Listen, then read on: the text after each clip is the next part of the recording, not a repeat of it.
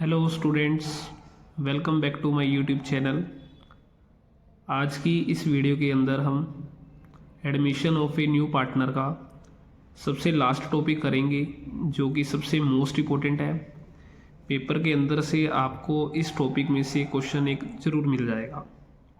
तो topic name है adjustment of old partners capital account on the basis of new partners capital account.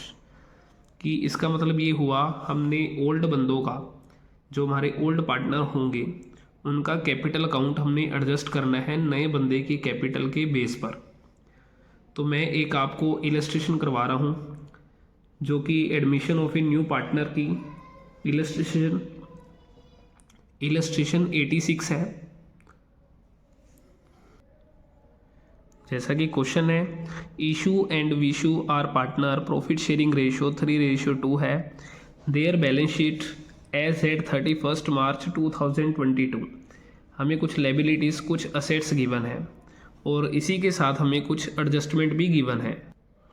तो first adjustment है हमारे पास, Nishu will bring 56,000 as he share of capital, 1/6 उसका share रहेगा।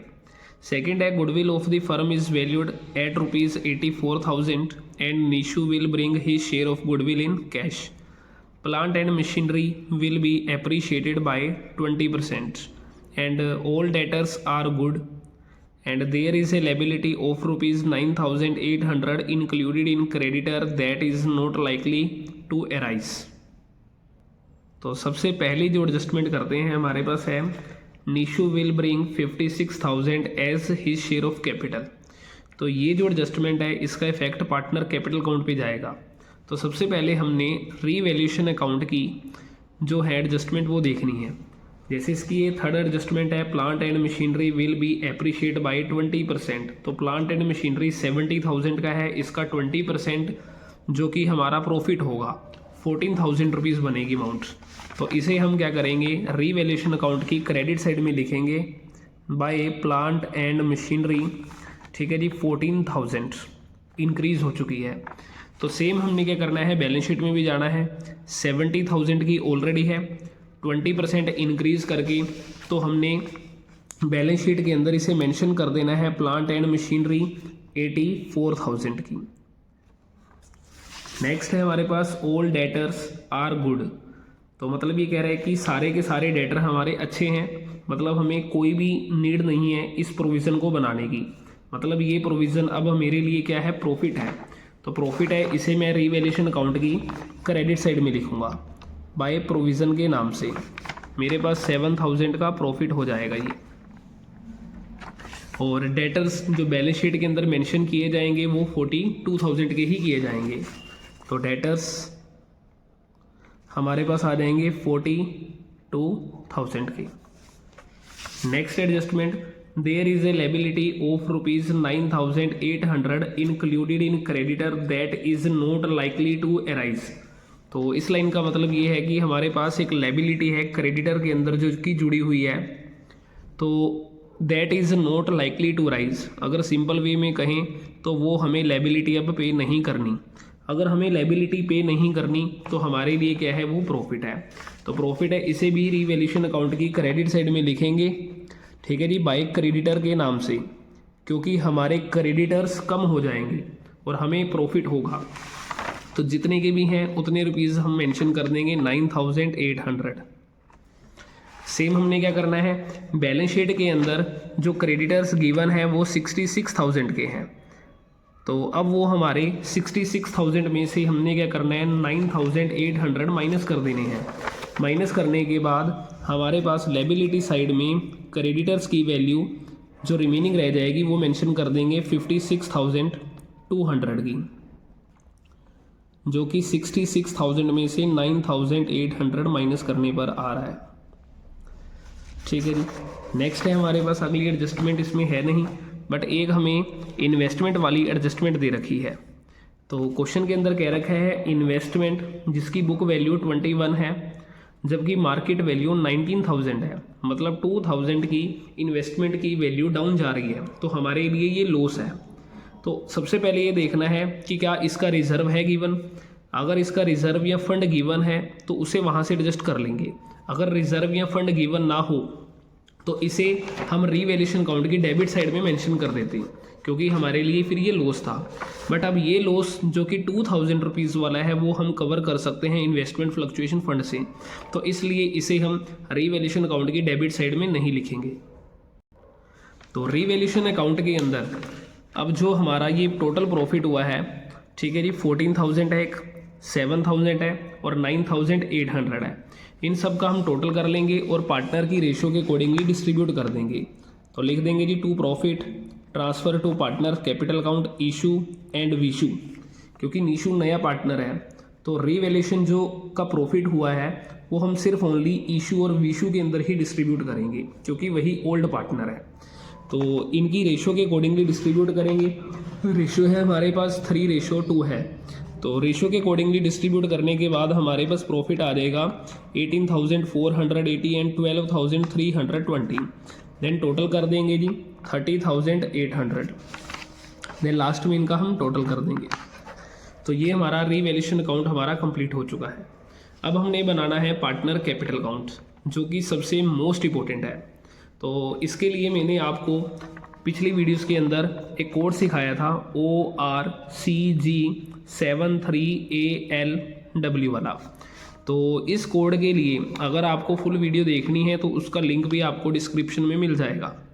तो यहाँ पे O का मतलब है हमारे पास opening capital of old partner. तो ओपनिंग कैपिटल जो ओल्ड पार्टनर की है वो हमने लिखना है जी बाय बैलेंस BD के नाम से।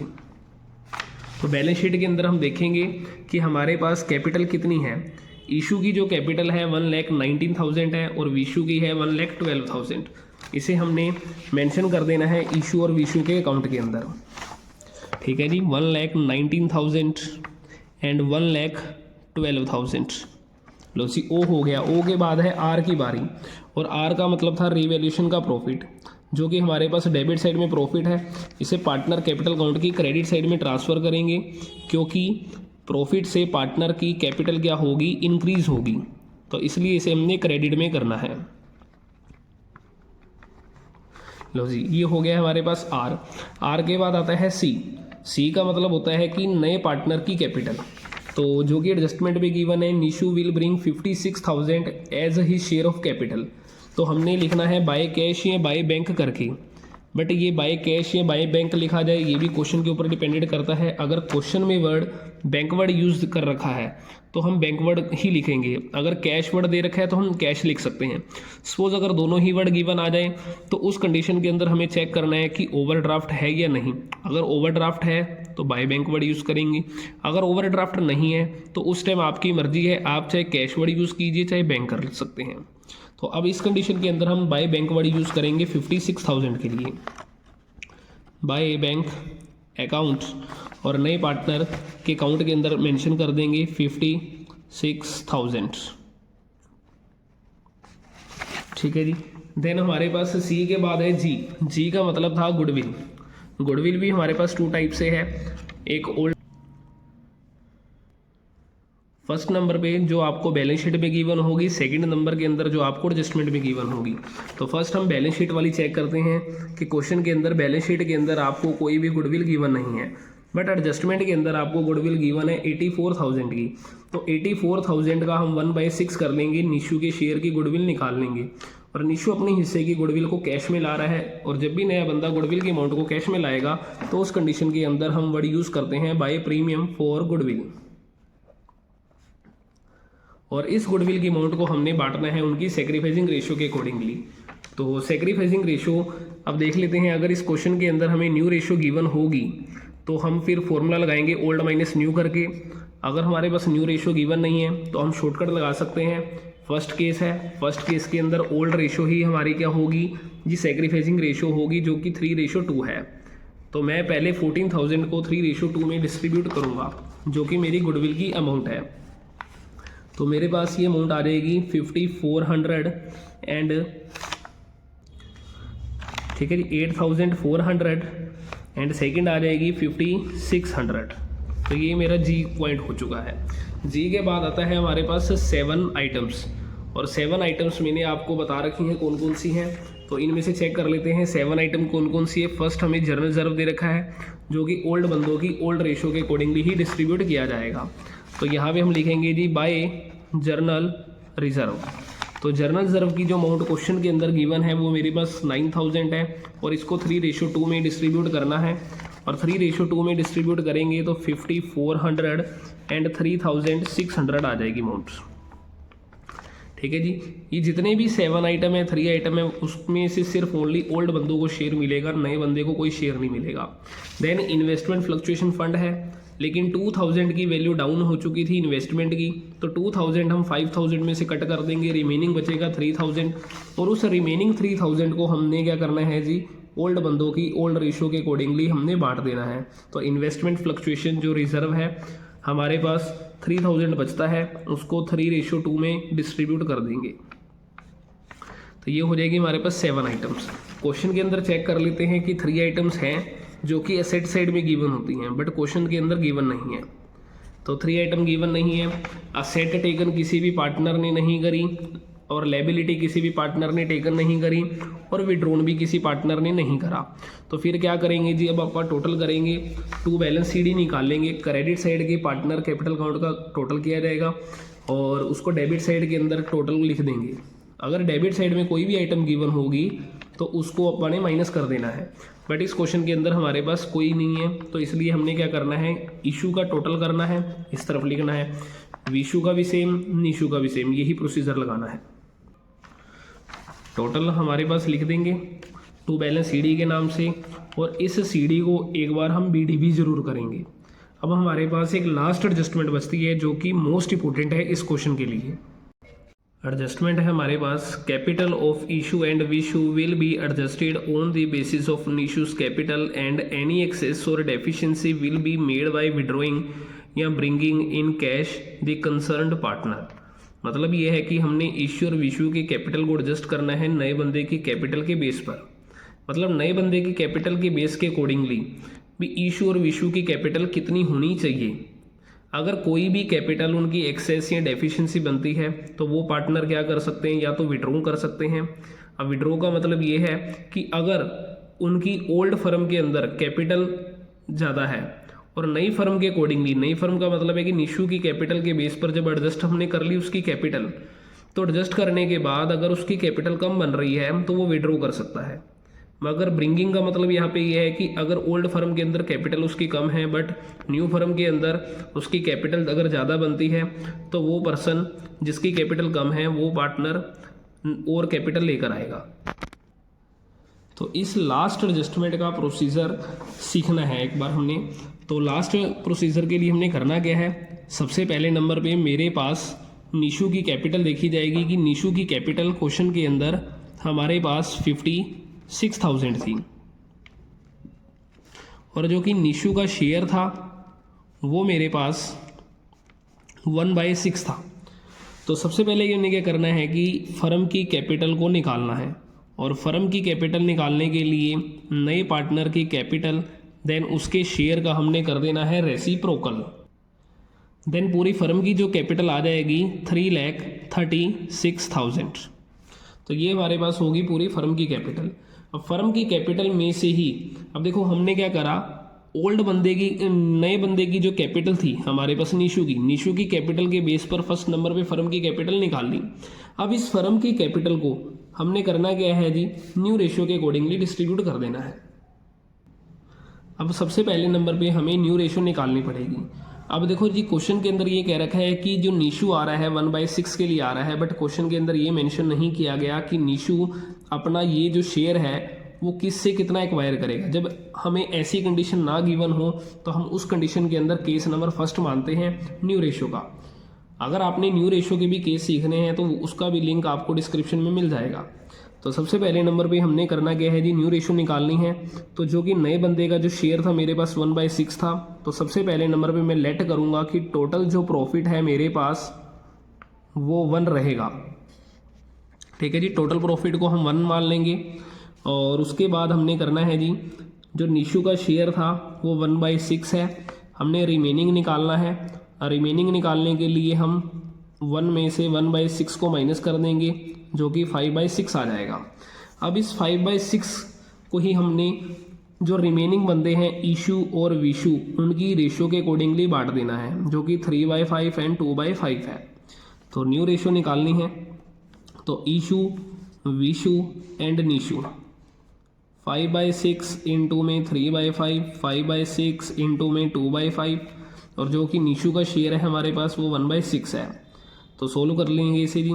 तो मल्टीप्लाई करेंगे 15/30 एंड 10/30 और लास्ट वाले को 30 बनाने के लिए 5 से मल्टीप्लाई 5 से डिवाइड करेंगे। लो जी 5/30। लो जी हमारे पास न्यू रेशो आ जाएगी 3:2:1। 5 की टेबल पर ये हमारे कट जाएंगे। अब हमने करना क्या है जी, जो ये कैपिटल आई है हमने इनको न्यू रेशो के अकॉर्डिंगली बांट देना है, जो कि 3:2:1 है।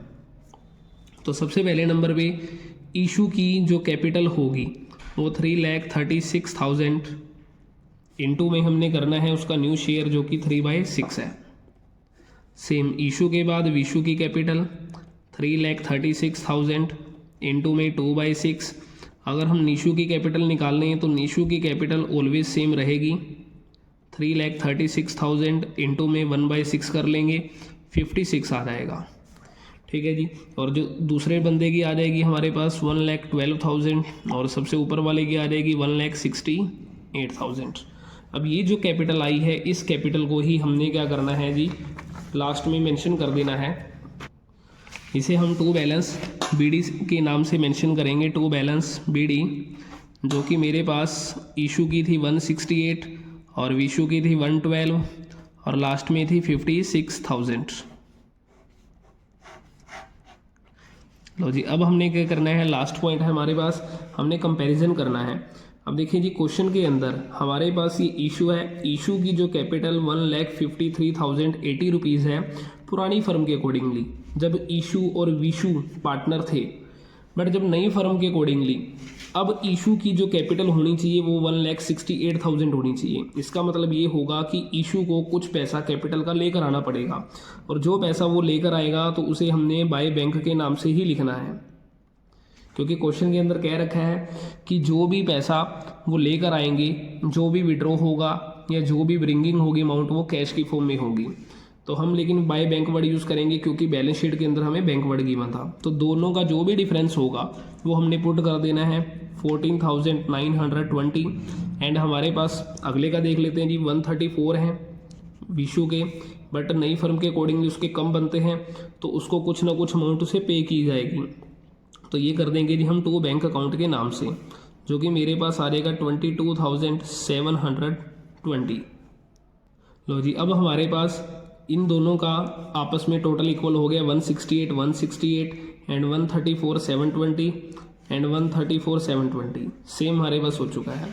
अब हमने क्या करना है जी, लास्ट पॉइंट है बैलेंस शीट का कंपैरिजन करना है ओल्ड बैलेंस शीट के साथ। अब देखिए जी इस क्वेश्चन के अंदर जो हमारे पास कैश एट बैंक है हमें वो गिवन है 87,000 का। तो सबसे पहले नंबर पे कैश का ऑलवेज एक वर्किंग नोट बनता है। तो कैश का जो ओपनिंग बैलेंस है 87,000। नया पार्टनर जो गुडविल कैपिटल की अमाउंट लाया था वो 56 लाया था कैश में, और सेम इसी तरीके से वो कुछ अमाउंट गुडविल की भी लेकर आया था 14,000, वो ऐड कर देंगे। अब उसके बाद जो लास्ट पॉइंट अभी भी हमने करा था कि ये जो अमाउंट है हम विशु को पे करेंगे तो ये माइनस की जाएगी, और ये वाली जो अमाउंट है हम इशू से मंगवा रहे हैं तो ये वाली ऐड की जाएगी। तो 14,920 हमने ऐड करना है और लास्ट में हमने 22,720 लेस कर देना है। ऐड या लेस करने के बाद जो भी हमारे पास आंसर आएगा वो हमारे पास बैंक की अमाउंट आ जाएगी। तो अमाउंट हमारे पास जो टोटल आएगी बैंक के नाम से 1,49,200। नेक्स्ट जो मेरे पास एडजस्टमेंट है वो डेटर की है, और डेटर को मैं ऑलरेडी लिख चुका हूँ, दोबारा नहीं लिखेंगे। इन्वेस्टमेंट है, इन्वेस्टमेंट की मार्केट वैल्यू 19 है, तो अब इन्वेस्टमेंट की मार्केट वैल्यू ही लिखी जाएगी क्वेश्चन के अकॉर्डिंगली 19,000। अगला है बिल्डिंग, बिल्डिंग ना हमारे पास इंक्रीज़ है ना ही वो डिक्रीज़ है, तो बिल्डिंग की अमाउंट हमने सेम लिखनी है, ठीक है जी 98,000। प्लांट एंड मशीनरी ऑलरेडी मैं लिख चुका हूँ, उसे दोबारा नहीं लिखा जाएगा।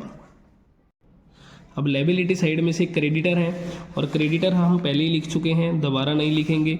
जनरल रिजर्व हमारा डिस्ट्रीब्यूट हो चुका है, इन्वेस्टमेंट फ्लक्चुएशन फंड डिस्ट्रीब्यूट हो चुका है। कैपिटल, अब हमने कैपिटल लिखनी है इशू, विशू और निशू की, और कैपिटल हमने लास्ट में यही वाली जो मेंशन करनी है जो क्वेश्चन के अंदर हमें गिवन हो चुकी है। अब तो इशू, विशू, निशू 168 और 1,12,000 एंड 56,000, सबका टोटल कर देंगे 3,36,000 आ जाएगा। लो जी, अगर लास्ट में आपकी बैलेंस शीट का टोटल मैचिंग आ गया तो समझ लीजिए आपका क्वेश्चन बिल्कुल सही है, वरना क्वेश्चन आपका गलत रहेगा। तो पेपर के व्यू से ये आपका क्वेश्चन तो नहीं कह सकते, लेकिन कॉन्सेप्ट मोस्ट इम्पोर्टेंट है, तो इस कॉन्सेप्ट को आप अच्छे से करके जाना। अगर आपको वीडियो अच्छी लगी हो, कॉन्सेप्ट समझ आया हो, तो लाइक, कमेंट और अपने दोस्तों के साथ शेयर ज़रूर करें। Thank you.